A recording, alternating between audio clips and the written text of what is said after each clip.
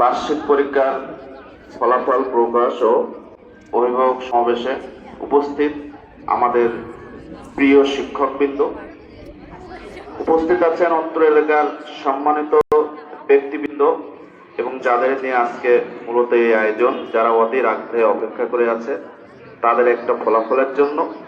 সে আমার প্রিয় ভাই ও বোনেরা, সবাইকে আমার অন্তরস্থল থেকে সালাম জানাই, আসসালামু আলাইকুম। আজকের এই প্রোগ্রামের শুরুতেই গভীর শোক প্রকাশ করছি। আপনারা জানেন, বাংলাদেশের সাবেক 3 বারের প্রধানমন্ত্রী, বাংলাদেশ জাতীয়তাবাদী দলের সম্মানিত চেয়ারপারসন বেগম খালেদা জিয়া 2 দিন আগে মৃত্যুবরণ করেছেন। আমরা তার রুহের মাগফিরাত কামনা করছি। আল্লাহ যেন তাকে বেহেশতে নসিব করুন, আমিন। বিভিন্ন সামাজিক কর্মকাণ্ডের সাথে সম্পৃক্ত থাকবার কারণে অনেক জায়গায় কথা বলার সুযোগ হয়েছে, তবে মনে হচ্ছে আজ সবচেয়ে বেশি আত্মতৃপ্তি পেয়েছি। কেন পেয়েছি?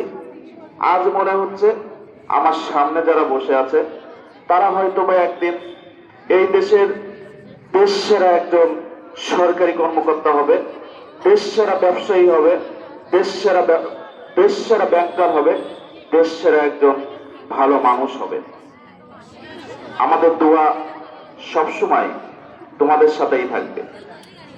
দেশ সেরা মানুষ হবার যে উপদেশমূলক কথা বলা লাগে, হয়তোবা সেই যোগ্যতা আমরা অর্জন করতে পারি নাই, কারণ আমরা ঠিক সেই পর্যায়ে পৌঁছাতে পারি নাই। তবে কিছু দেশ সেরা মানুষের সংস্পর্শে থাকবার সুযোগ কিন্তু আমাদের হয়েছে। আমরা দেখেছি তাদের নিয়মাবর্তিতা, তাদের শৃঙ্খলতা, তাদের সময়োবর্তিতা, তাদের মানুষের প্রতি ভালোবাসা। আমি সবসময় চাই তোমরা যারা আজ এই রেজাল্টের অপেক্ষায় বসে আছো, তোমাদের এই বিষয়গুলো সবচেয়ে গুরুত্ব দিতে হবে। আজ একটা মহামারী আকার, তোমরা যারা আমাদের ছোট ভাই বোনেরা আছো, আজ একটা মহামারী আকার ধারণ করেছে আমাদের মোবাইল। আমাদের মোবাইলের ভিতরে যে অনলাইন জুয়া, যে গেমস গুলো আছে, এইগুলো তোমাদের মেধার যে শক্তি, সেই শক্তিকে ফুল নিষ্ক্রিয় করে ফেলছে। সুতরাং এইগুলো থেকে তোমাদের সর্বোচ্চ বিরত থাকবার জন্য অনুরোধ করছি। আমরা এই স্কুলের প্রাক্তন ছাত্র। এই স্কুলের যদি কখনো কোনো খারাপ সংবাদ শুনে, সবচেয়ে ব্যথাটা কিন্তু আমরাই পাই। তোমাদেরও ইনশাল্লাহ এই ধরনের মন মানসিকতা আস্তে আস্তে তৈরি হবে। আজকে রেজাল্টের দিন, হয়তো সবাই ভালো রেজাল্ট করতে পারবে না, 1st, 2nd তার কিন্তু সবাই হতে পারবে না। হয়তোবা 1st, 2nd, 3rd যারা হচ্ছে তাদের চেয়ে খুব কম নাম্বার নিয়ে তার পরবর্তীতে তোমরা স্থান দখল করবা। আমার অনুরোধ থাকবে, এটা একটা প্রাথমিক পর্যায়ে। মানুষের চেষ্টা মানুষের সফলতার সর্বোচ্চ পর্যায়ে নিয়ে যাওয়ার সবচেয়ে বড় সহায়ক বলে আমি মনে করি। সুতরাং চেষ্টাই করতে হবে। তুমি যদি চেষ্টা করে যাও, তোমার যে লক্ষ্য, সেই লক্ষ্যে তুমি অবশ্যই পৌঁছাতে পারবা। একটি কথা বলে আমি শেষ করব। আজ এই ঐতিহ্যবাহী মাটিকুমড়া মাধ্যমিক বিদ্যালয় 1972 সালে প্রতিষ্ঠিত হয়েছে। ঐতিহ্যবাহী কেন বলছি?